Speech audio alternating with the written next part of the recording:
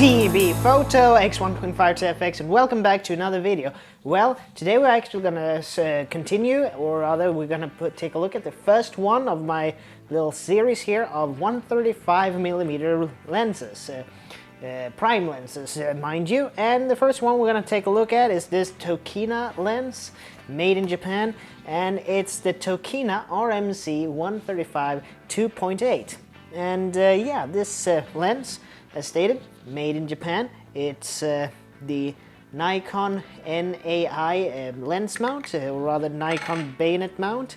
It's also saying here on the bayonet ring on the lens, it says here N/AI, which would suggest that it is the Nikon AI mount. But anyway, it also has the prong there. If anybody out there has used the Nikon f2 or anything, you know that it uses this little prong connector to tell the camera what aperture setting the lens currently was on. And also you have that little lip there for, you know, the more modern SLRs and then later DSLR cameras, because this can still be used without any adapters on the Nikon D7200. But since the D7200 is an APS-C sensor camera, a crop sensor camera, everything has to be multiplied by 1.5. So in essence, this becomes a 202mm lens, which some people still use as a portrait lens, so it works well anyway. It has a very smooth operating focus ring, and it has a built-in metal lens hood. The minimum aperture on this lens is f22, maximum 2.8, which means that this takes in quite a bit of light. But anyway, the minimum focus distance is 1.5 meters or 150 centimeters. So yeah, that's fairly close anyway. But it has automatic aperture adjustment since it's an AI lens. It takes 52mm filters and yeah, as stated, X-Factor built-in lens hood. And the aperture design on this lens is a 6-blade aperture design. Yeah, that's pretty much everything about this little lens. We're gonna cut now, and I'm gonna some voiceover work in Lightroom when we take a look at the result that this lens will give us. So we'll see you there. So we'll cut now to Lightroom. So take care from now on. See you soon. Bye. Yes, and we're back. Well, a little bit of a bummer here then. I was planning to use my little Panasonic lipstick cam, you know, the HX-A1M, to film while I was taking the test images, but unfortunately, as you will see, things didn't really work out as planned. The reason was that, yeah, you can see here. Okay, I thought I would just do some little bit of a mannequin or some kind of portrait work. When you see here, you have one in the front and one in the background, and you can see the bokeh and so on. But as you can see up here, ISO 800. Yeah, I wanted to bring the ISO down to 100 to have as a grain-free or a static-free picture as possible, but that wasn't really practically usable. I tried to light the scene with all types of static lighting, but I realized that I needed to use some kind of flash. So what I did do in the end was that I had to remove the Panasonic camera from the equation, and as you can see here, this was still in you know, 800 and 1/125th of a second, you know, because there is no internal focus, or rather internal stabilization in these images, so that's the problem. So anyway, we can do a little bit of a thing with this, but as you can see in this, if I zoom in, we will see grain and so on, but we can do this as a little bit of a test. And you see here, then we have another one that is a little bit better lit up, and then we have one at f4, so you can see the background. It's a little, yeah, I can just remove this one and we can take a look at these two anyway, because even though you can see the histogram up here, we can do a little bit of a play with this anyway. We can just up it a little bit, like so. Contrast. Pick up the shadows, give it a white point and a black point. Like Trey Ratcliffe, I really like to post-process my pictures. And as you've probably seen in many of my videos, I really enjoy having a lot of color. But what we're gonna do here to do a little bit about the the grain, because you can see it on this here, so you can sharpen it a little bit. But it's noise reduction, that is. Yeah, as you can see, and we want to keep detail. As you can see here,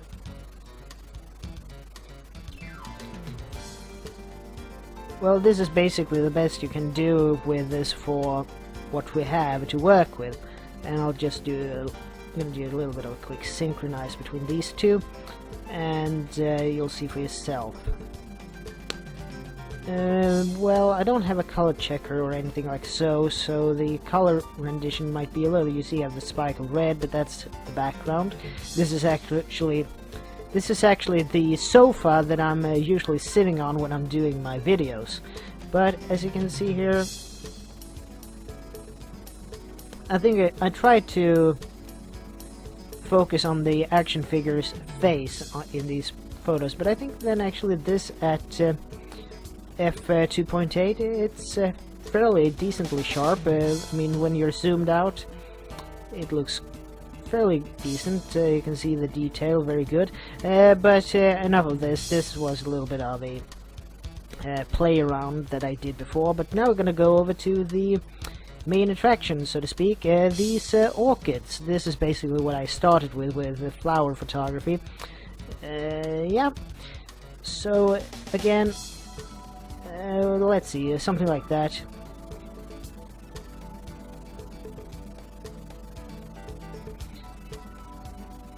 As stated, I like it when it's really bold colors.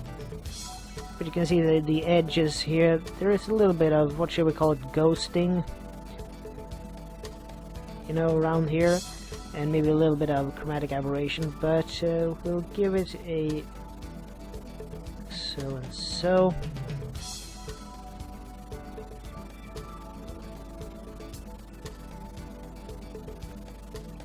Yeah, but as you can see, we have ISO 100 here, and it's still 2.8 and 1/25th, and I used a little bit of fill flash for this as well.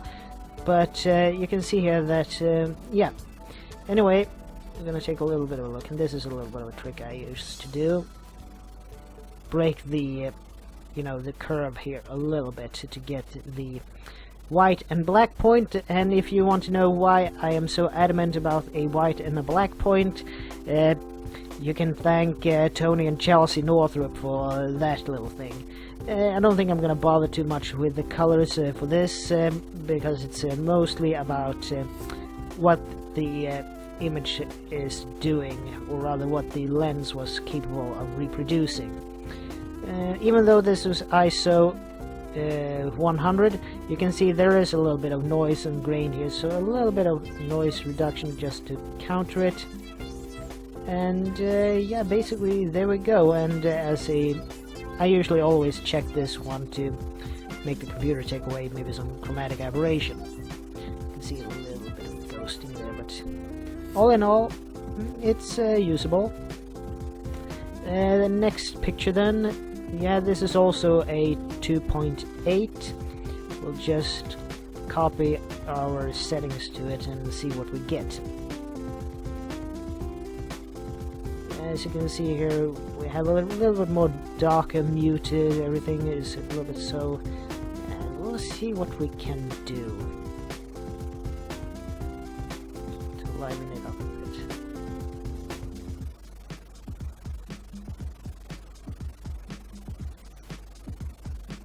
There we go.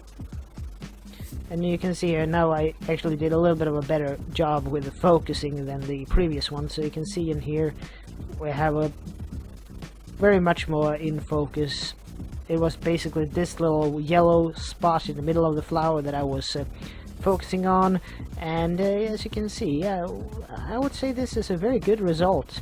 Anyway, as stated, we are at f2.8 with this picture, so yeah, you'll see, you can judge the result for yourself. And if you look in the corners, if I'm gonna play Christopher Frost photography, there is not much, you know, blackening or darkening in the corners, not to my, as much as I can see. But anyway, let's see what we got here. This is then we're still at 1/125th. We're using fill flash, and it's f4. So we'll see what we can do here. As you can see here already, we have much more in focus, and we can almost get this little mother of pearl effect that you can get through shooting orchid leaves. I really like this little, you know, sparkling effect. But anyway, and you can see here also that we have this second flower also in focus. Actually, this is a little bit behind this one, so as you can see in this this first one, you can compare these two, how in focus they are. But you can see that even though both of them are fairly out of focus, this one is a little bit more in focus, and you get this mother of pearl effect. So anyway, going back to this one, that is f4.0, and we'll just have a little bit of a fiddle with it. Something like that.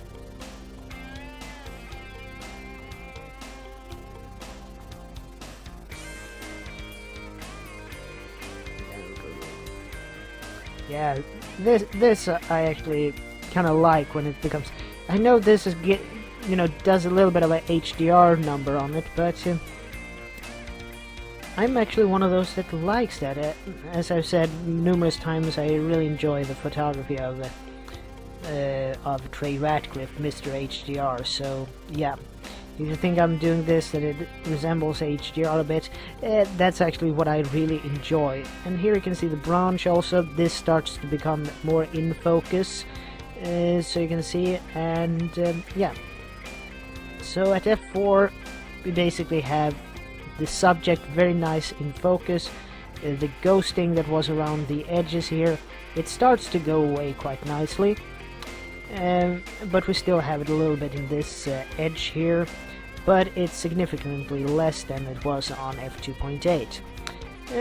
But anyway, you can also see this is taken through the living room window, so this is on the windowsill and this is outside, so you can see that the background is very nice out of focus. Anyway, and yeah, that's it's nice in my opinion. You can do a little bit of noise reduction. I know that noise reduction, yet you can be a little bit fiddly with that, because it will actually reduce the sharpness a little bit, make it a bit more soft. Yeah, next one, we are at f5.6. We have the branches even more in focus, but we'll see what we can do. We can just copy paste to this one and see what we can do from there. Yeah, as you can see, branch more in focus. The ghosting effect, now it's almost gone compared to the other one. We still have that beautiful mother of pearl sheen to it. And yeah, I think we can't get this much more in focus than we want. Just zoom in here so we can actually see it a little bit pixelated. Whoops, excuse me. There we go. Yeah. So that's pretty much it. And then we have the magic number, f8.0 or f8, which was the last one I took. And now I actually bumped down the shutter speed to 1/100th of a second.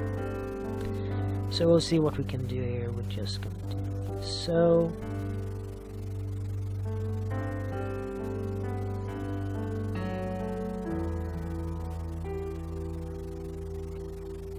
Go.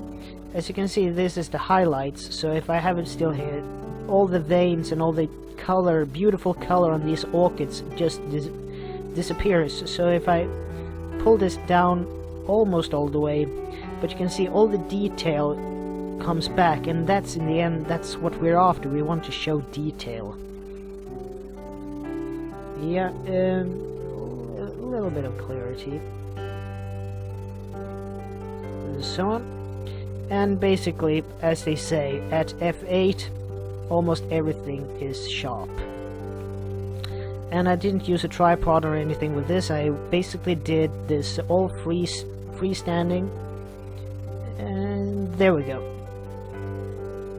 So yeah, all in all, we're gonna go back to me now wrapping this up a bit, and as you can see, it's a budget lens, this Tokina, but for what it is, and I know that you have all the Samyangs and so on, and Laowa Venus Optics, Laowa lenses, I mean, but you still can get this Tokina for way less than all of these new lenses, even though they are also manual focus.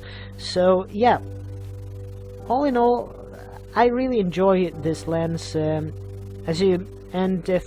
warning again, it might say 135mm on the lens, but this is in essence a 202mm lens. So anyway, back to the couch then. Thank you. Okay, we're back. So in conclusion, I think you have seen a little bit of the pictures this can take. So anyway, this is Tobias Bergström from T.B.Photo X1.5 to FX, and I would like to see you guys in the next video. And as you're supposed to say in this YouTube malarkey, please like, share, comment, and subscribe. And also, falling into peer pressure, some of my friends started to say, you should get a Patreon. So yeah, fall into that. Link in the description. Not asking for anything. Just did it on a whim. Anyway, take care. See you in the next video.